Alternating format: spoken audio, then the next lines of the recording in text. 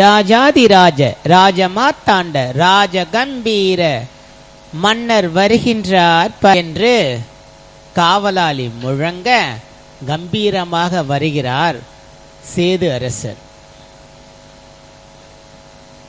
அவர் பார்ப்பதற்கு ரொம்ப அழகா இருப்பாரு. நீ நடந்தால் நடை அழகு, நீ சிரிச்சால் சிரிப்பழகு, அப்படி ஒரு அழகா இருப்பாரு. எல்லாருமே ஒரு முறை அவரை திரும்பி பார்க்கக்கூடிய அழகு. கம்பீரமா வந்து அந்த ராஜா இருக்கையில அப்படியே உட்கார்றவர். அப்படி எல்லாரும் எழுந்து நின்று வணக்கம் வைப்பாங்க. ஆனா அவருக்கு தலகணம் அதிகம். அது மட்டும் இல்ல, வீண் புகழுக்கு ரொம்ப ஆசைப்படுவார். உடனே அங்க இருக்க நிறைய மந்திரிகளும் பல புலவர்களும் எழுந்து நின்று அவரை, உங்க மன்னா, உங்களை மாதிரி இந்த உலகத்துல யாரும் உண்டோ, அழகில் அறிவில் திறமையில் நீங்க ரொம்ப அழகு, இப்படிதான் கூட இருக்கவங்க நம்ம ஏத்தி ஏத்தி உசுப்பி ஏத்தியே வாழ்க்கையவே நடிச்சிருவாங்க. நாமளும் அது உண்மை நம்பி ஏமாந்துருவோம்.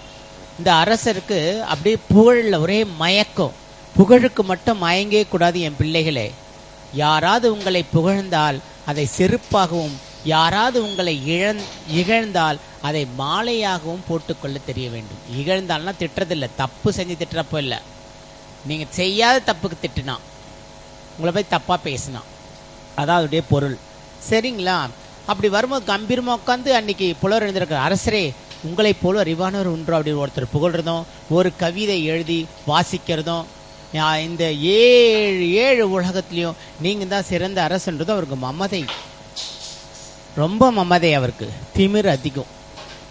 திமிர் எதுக்குமே செட் ஆகாதான திமிரா இருந்தாரு. ஆனா அவங்க அந்த மகாராணி ரொம்ப தெய்வ பக்தி, ரொம்ப தெய்வ பக்தியோடு இருக்குங்க. ஜெகங்குளிரும் புண்ணிய கதை ராமனின் கதையே, அதை செய்வி குளிர பாடிடுவோம் கேளுங்கள் இதையே அப்படின்னு ராமருடைய தீவிர பக்தை. எப்பவுமே சாமியை கும்பிடுவாங்க.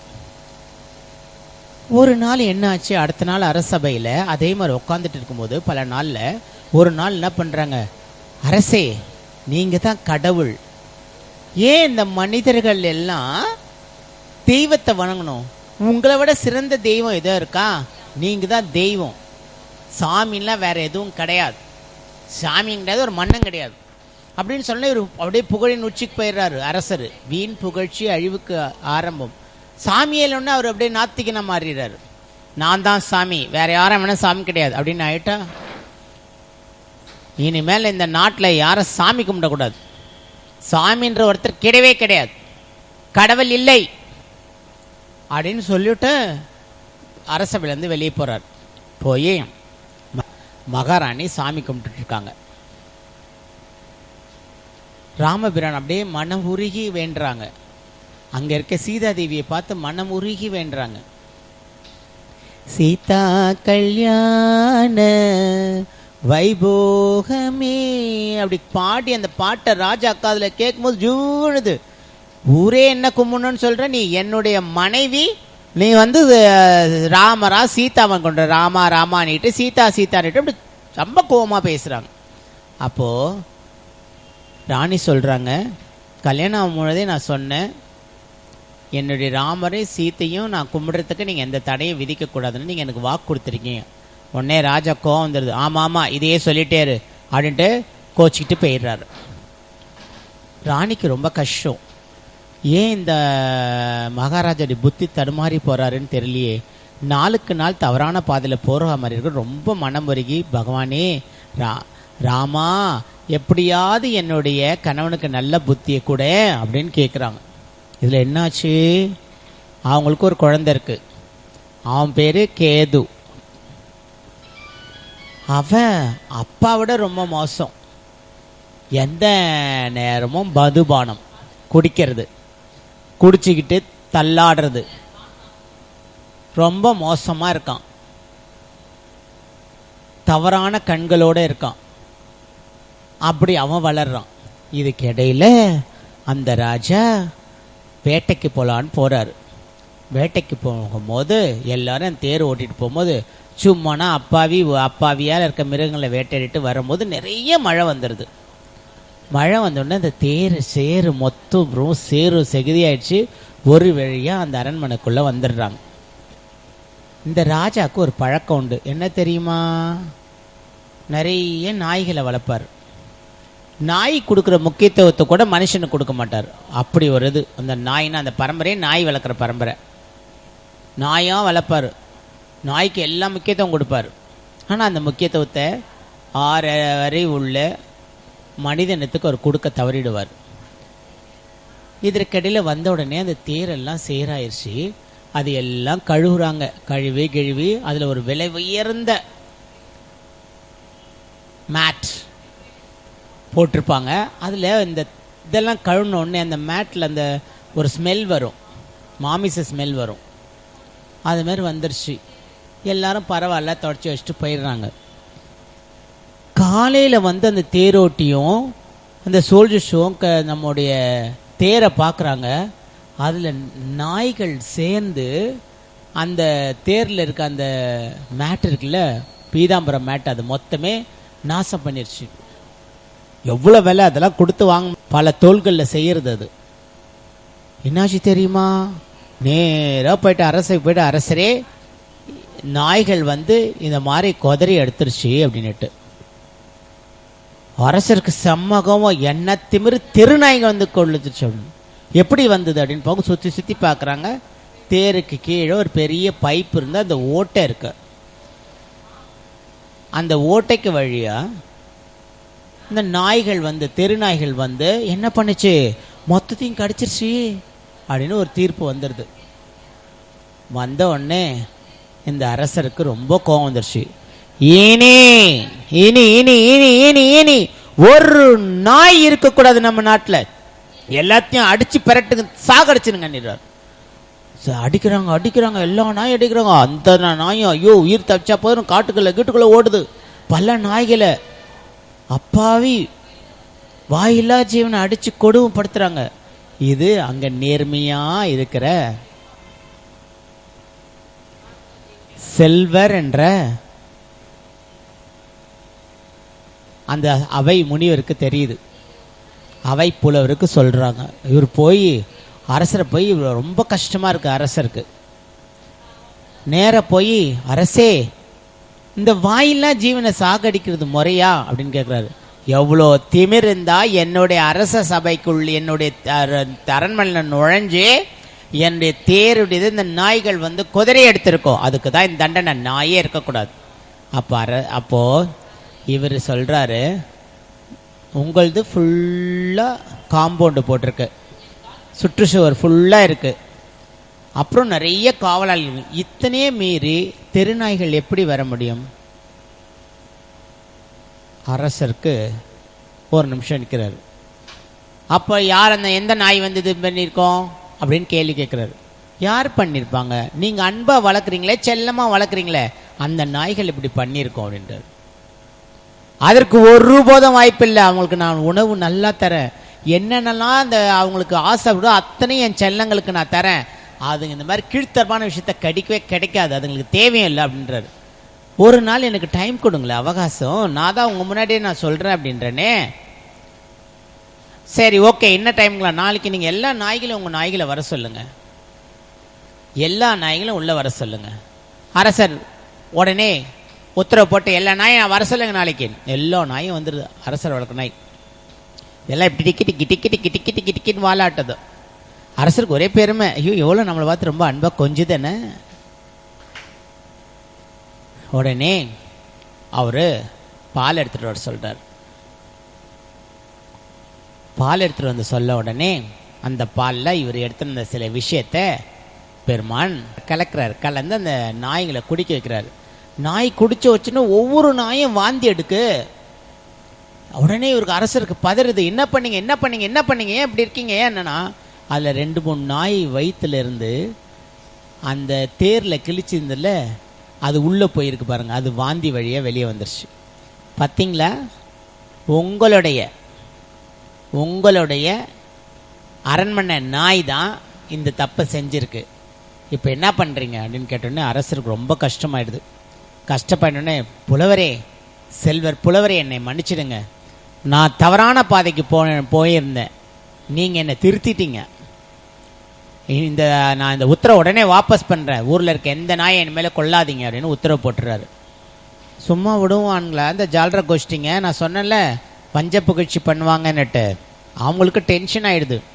ஐயோ இந்த அரசர் திருந்திட்டார்னா என்ன பண்ண, நம்மளுக்கு எப்படி காசு கிடைக்கும், நம்ம எப்படி திருடுறது, நம்ம எப்படி லஞ்சம் வாங்குறது, கொள்ளை அடிக்கிற பணத்தை எப்படி சேர்த்து வைக்கிறது, இவன் பேச்சை கேட்க ஆரம்பிச்சா இந்த அரசன் நேர்மையாயிட்டா என்ன ஆகும், அவ்வளோதான் காலின்னுட்டு அந்த செல்வருடைய வீக்னஸ் பார்க்குறாங்க. அந்த செல்வர் என்ன பண்ண மாட்டார், கடவுளை தவிர வேற யாருமே புகழ்ந்து பேச மாட்டார். அது அரசராக இருந்தால் கூட சரி. அதனால் எப்படியும் இவனுடைய செல்வாக்கை குறைச்சி மீண்டும் இந்த ஜால்ரா கோஷியில் நம்ம அரசரை சேர்க்கணும் அப்படின்னுட்டு என்ன பண்ணுறாங்க, ஒரு விருந்து வைக்கிறாங்க. அந்த விருந்தில் எல்லாரும் இவரை புகழ்ச்சியாக பாடுறாங்க. கோயிலை விட சாமி மாதிரி இவரை பாடுறாங்க. அப்படியே குழு குழு குழு குழு குழு குழு குழு குழு குழு குழு குழுன்னு இருக்கு. யாருக்கு? அரசருக்கு தான். அப்போ ஒருத்தர் நல்லா கொளுத்தி போடுறாரு. என்ன என்று,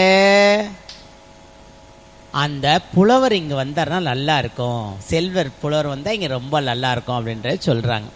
செல்வர் புலவரை கூட்டு வந்துட்டு இதெல்லாம் பார்க்கும்போது ஒரு மாதிரி கூச்சமாக இருக்கு. ஐயோ பகவானே, மீண்டும் இந்த சாக்கடையோட இந்த ராஜா சேர்றாரே, என்னென்ன நடக்குமோ அப்படின்னு ரொம்ப பதறாரு. ஒரு குடிக்கிறது, கெட்ட விஷயம் செய்யறது மொத்தம் பார்க்குறாரு. ரொம்ப கஷ்டமாக இருக்கு.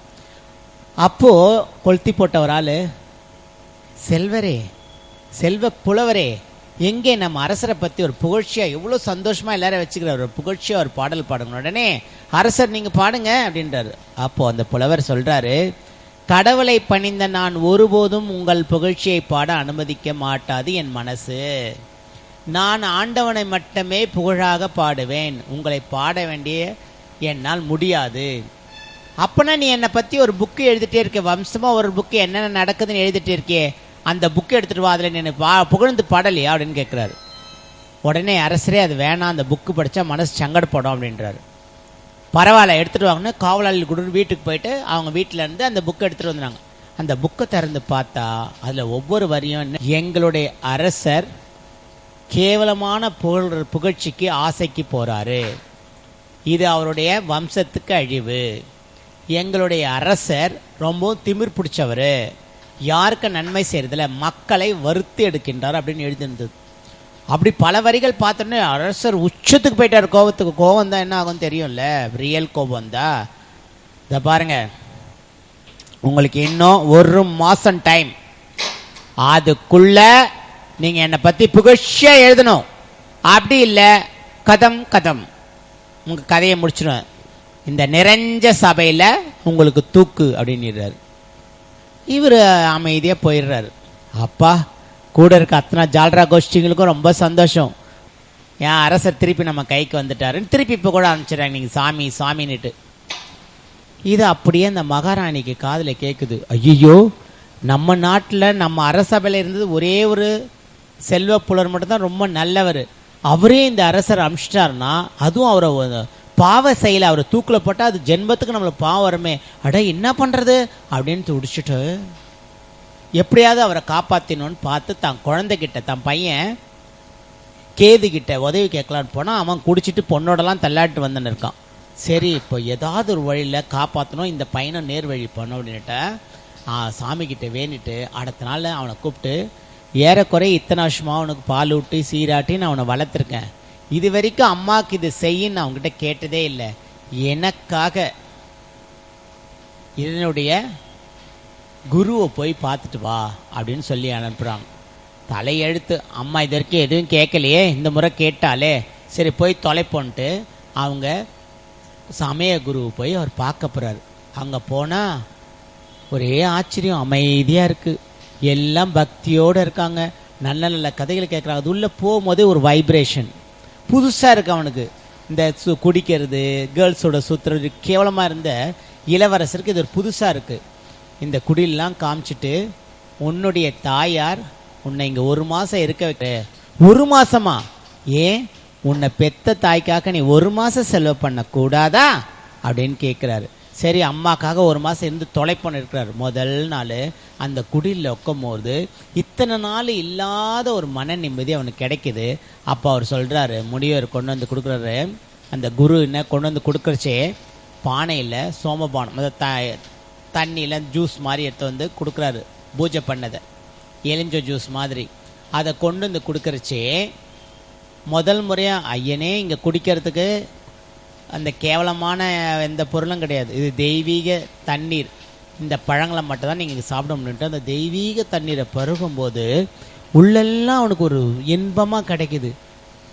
ஐயோ, நம்ம மண்டை மழுங்கி இருந்ததில் இதில் இவ்வளோ தெய்வீகமாக இருக்கே, அந்த குடின்ற வஸ்திரத்தை நம்ம குடித்து கேவலமாக இருக்கமே, இவ்வளோ கேவலமாக இருந்திருக்குமே அப்படின்னு முதல் நாளே அவனுக்கு ஒரு தெளிவு வருது.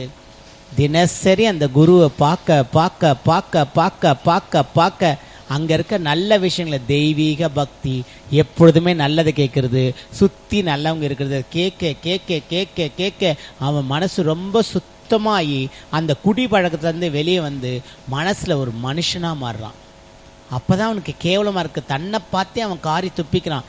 இவ்வளோ கேவலமான ஜென்மமாக இருந்திருக்குமே, எப்படி நம்ம அம்மாவுடைய மனசு வலிச்சிருக்கோம் அப்படின்ட்டு குரு ஒரு மாதம் முடியும் போது குரு காலில் விழுந்து, என்னை திருத்தினதுக்கு ரொம்ப நன்றி, உன்னுடைய அம்மா தான் இதுக்கு காரணம் ராஜா, ஆனால் இதில் முக்கிய கடமை இருக்குது. அங்கே செல்வர் இருக்கார், என்ன அந்த செல்வ புலவருக்கு மரண தண்டனை நாளைக்கு நிறைவேற போகுது, அதான் நீ அந்த பாவத்துலேருந்து உங்கள் அப்பாவை காப்பாற்றணும் அப்படின்னு சொன்ன உடனே கடகடகடன்னு வந்துடுறான். வந்து அவங்க அம்மா பார்த்து முதல் முறையாக காலில் விழுந்து ஆசீர்வாதம் வாங்குறான். அவங்க அம்மாவுக்கு ரொம்ப ஆச்சரியம், என்னடா அது, பெத்த தாய்க்காலில் இத்தனை 25 வருஷமாக விழாத நம் குழந்தை இன்னைக்கு விழுதணுமோ, அவங்க ஒரு தாய்க்கு தான் குழந்தையா இருந்தால் அந்த தாய்க்கு அதை விட சந்தோஷம் ஏதாவது இருக்குன்னு, என் பையன் குடிக்க மாட்டான், என் பையன் பொம்பளை பொறுக்கி கிடையாது, என் பையன் ரொம்ப நல்லவன், என் பையன் எல்லாருக்கும் நல்லது செய்வான் அப்படின்னு ஒரு எண்ணம் தாய்க்கு வரும்போது அந்த ஆனந்தத்துக்கு அளவு இருக்கா? அளவு கிடையாது. அவ்வளோ சந்தோஷப்பட்டு கட்டி பிடிச்சி உச்சி முகுர்ந்து முத்தம் கொடுத்து சொல்கிறாங்க, என் மனசே நிம்மதியாக இருக்குது, இந்த பெத்த வயிறை குளிர வச்சுட்ட ராஜா அப்படின்னும் போது, அம்மா அந்த புலவர் செல்வரை போய் நான் பார்த்துட்டு வரேன், அப்பாவை நாளைக்கு அந்த பாவம் செய்யாமல் காப்பாற்ற வேண்டியது என்னுடைய கடமை.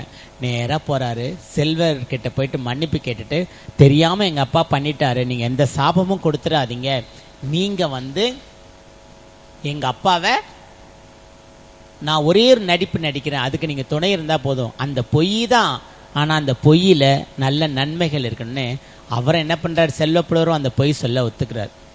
அரசாய்ப்பில் எல்லாரும் தூக்கிட்டு ஓடி வருவாங்க, இளவரசரே கேக்கம் போட்டு விழுந்துட்டாரு, உயிரே பிறக்க முடியாதுன்னு சொல்கிறாங்க, செத்துட்டாரு அப்படின்னு சொல்லி கொண்டு வந்து விட்டுறாங்க. உயிரே போச்சுன்னு அந்த அரசபையில் எடுத்துன்னு போடின உடனே அரசுக்கு மனசு வெடிச்சிருது. எந்த தாய் தம்முக்கு தான் தன்னுடைய பிள்ளையுடைய இறப்பை பார்க்க முடியும்?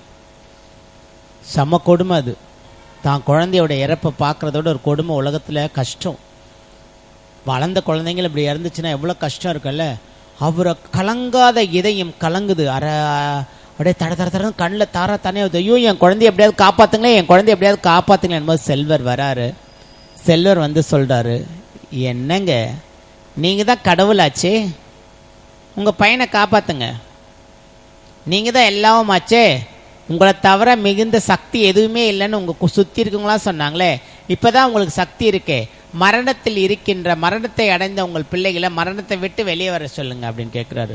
ஐயோ, என்ன மிஞ்சி ஒரு சக்தி இருக்கு, நான் தப்பு பண்ணிட்டேனே, கடவுளே கடவுளே கடவுளே கடவுளே, நான் தப்பு பண்ணிட்டேனே, நான் என்ன பண்ண முடியும், ஐயோ இறைவா என்னுடைய குழந்தையை காப்பாத்துன்னு கதறி அழுறாரு. ஆமாம், நமக்கெல்லாம் மேலே ஒருத்தன் இருக்கானே, எத்தனை நாள் நம்ம இந்த உலகத்தில் உயிரோட வாழ்ந்துட முடியும்? எந்த ஆயுசு முடியுதோ அது வரைக்கும் தான் நம்ம எதுவும் எடுத்துகிட்டு போக முடியாது. காரு பணம் பங்களா எதுவும் எடுத்துகிட்டு போக முடியாது. எடுத்துகிட்டு போகிறது ஒன்றே ஒன்று தான், புண்ணியத்தை மட்டும் தான் எடுத்துகிட்டு போக முடியும். நம்ம செய்கின்ற தானங்கள் தர்மங்கள் நல்லதே சொல்கிற விஷயங்கள் மட்டும்தான் நம்மளை சாமிக்கிட்ட கூப்பிட்டு போவோம், இல்லைன்னா நம்ம பாவத்தின் சம்பளமாகவே இருப்போம். அப்போது அழுறான் அரள்றான் புல்றான் என்பது அப்போ புலவர் சொல்கிறாரு, நீங்கள் அழகாக என்னுடைய பெருமாளுக்கும் என்னுடைய சிவபெருமானுக்கும் கோயில் கட்டுறதா வேண்டிக்கோங்க, அவன் உயிர் கொடுப்பான்றார். மனசார வேண்டார், கடவுளே என் குழந்தைய என்கிட்ட திருப்பி கொடுத்துரு, நான் செஞ்ச தப்பெல்லாம் என்னை மன்னிக்கிறது கடவுளுடைய பண்பு இல்லையா? எந்த குழந்தையாவது அவங்க அம்மா கிட்ட அப்பா கிட்ட கதறி அழுது நான் தெரியாம தப்பு பண்ணிட்டேம்மா அப்படின்னு அழுதா எந்த அம்மா அப்பாவை தூக்கி போட்டுருவாங்களா என்ன? மன்னிச்சிருவாங்க. அதுபோல எல்லாருக்கும் தந்தையான நம்முடைய ஈசனும் பெருமாளும் மன்னிக்காம விட்டுருவாங்களா என்ன? ஈசன் என்ன பண்ணாரு? மன்னிப்பாங்க கடவுள்லாம். அப்போ கொஞ்ச நேரம் கழிச்சு அந்த கேது இளவரசன் அப்பான்னு எழுதுக்கிறாரு. அப்படியே அந்த ஆனந்தத்துல அந்த சேது அரசர் ஆனந்தமயமாயிடுறாரு. கட்டி பிடிச்சி முத்தம் கொடுத்து பகவானே என்னுடைய குழந்தைய நீ திருப்பி கொடுத்துட்ட அப்படின்னு சொல்லி பகவானுக்கு கோயில் எழுப்பினாரு, கும்பாபிஷேகம் பண்ணாரு. அன்றில இருந்து அந்த நல்ல செல்வ புலவர்கிட்ட மன்னிப்பு கேட்டு நான் தெரியாம சொல்லிட்டேன் என்னை மன்னிச்சிருங்கன்னு சொல்லி அவர்கிட்ட மன்னிப்பு கேட்டு நீங்க எங்க கூடவே இருங்கன்னு சொல்லி அந்த நல்லவரை கூட வச்சு எதெல்லாம் ஜால்ரா கோஷ்டியோ எதெல்லாம் தவறான அத்தனை பேரையும் வெளியே தொடுத்துட்டு அன்னிலேருந்து அரசரும் குடிக்காம அன்றிலிருந்து அந்த மகனும் குடிக்காம மக்களின் சேவையே மகேசன் சேவை அப்படின்னு சொல்லி அந்த ஊர் மக்களையே சந்தோஷமா வச்சுக்கிட்டாங்க.